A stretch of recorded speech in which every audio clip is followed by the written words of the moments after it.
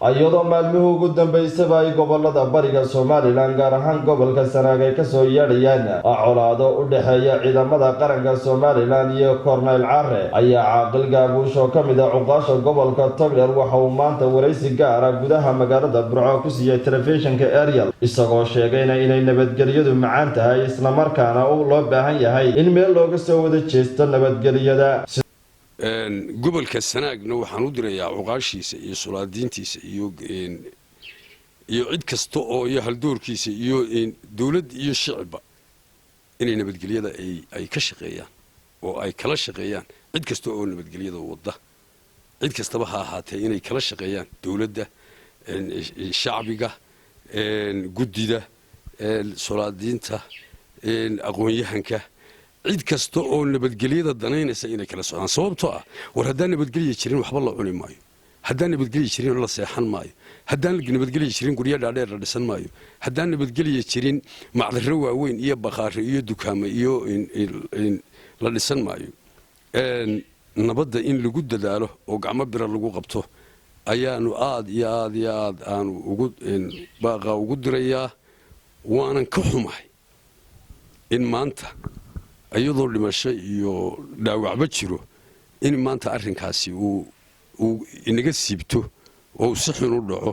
asagoo cid isku dhimanaysa ay tahay ummadda reer Soomaaliland sidoo kale waxa uu caaqil Gaabuush hambaliyeeyay go'aanka ay ka gaar labada xisbi mucaarid iyo xukuumadda Soomaaliland khilaafkii baahsan ee ka taagnaa doorashooyinka Soomaaliland iyadoo in badan xisbiga wadani oo wax diiday anigu aragtideedii fikirkayga aanay ku khaldanayn waayo nin hadduu yiraahdo hebel guddi noqon maayaan aqbuulay aniga ay gali maayo guddida hadduu yiraahdo taasna waxa weeyaan doorashadii halka sano ee barka la isku hayay dii laga gungaaray oo madaxweynaha iyo xisbiyadu ay ka gungaareen macaarid oo meel wax la isla dhigay doorashadu dhacdo in arrintii la isaga tanaasulay aad iyo aad baan ayadana u soo dhaweynayaa waa mid aan aad u soo dhaweynayo hayna si nabadgelyo leh ilaahay noogu rido geliyada iyo doorashooyinka sida wacan u soo dhacay ay noogu soo jiri jiray laynagu bartay ayaanu aad iyo aad beesha caalamkuna iyo cid kasta oo ina dhexdhexaadinaysa intay noogu wareegaysaa waa inta nabadgelyo ah taasna waxaan aad iyo aad ugu bogaadinayaa waan hambalyeynaya waana soo dhaweynayaa gabagabadii waxa uu caaqilku madaxweynaha qaranka Soomaaliland mudane Muuse Biixi Cabdi ugu baaqay inuu soo dhaweeyo arrinta Korneyl Carre isla markaana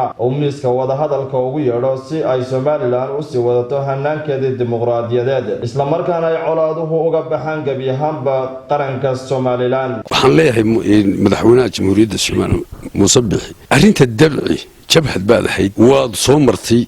أنا جبهة بانها جبهة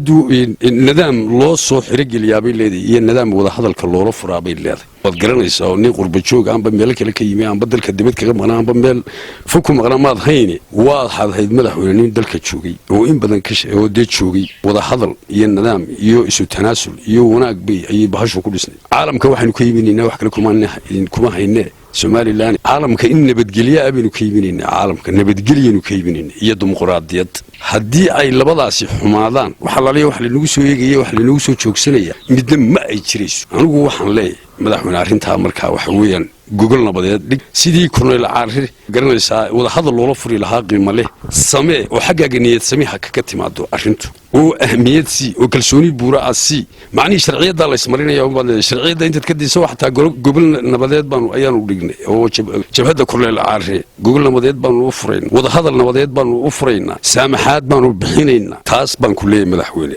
deedaabkeeda adiga ay soo dhaweey bahasha si wanaagsan oo qiimo leh gudida iyo cid kasta oo nabadda ka shaqeynaysa kalsooni buura iyo wada hadal waxaan leeyahay maanta inta dhimatay ilaahay u naxariisto dhibaato ayay nagu dhacday waa foolxumo caalamku inala yaabay ummaddu wali inta nabadgelyo baan caalamka ka iibinayn waa Maxamed Ali Ahmed Maxamed Kaabe telefishinka caalamiga ee Ariel magaalada Burco.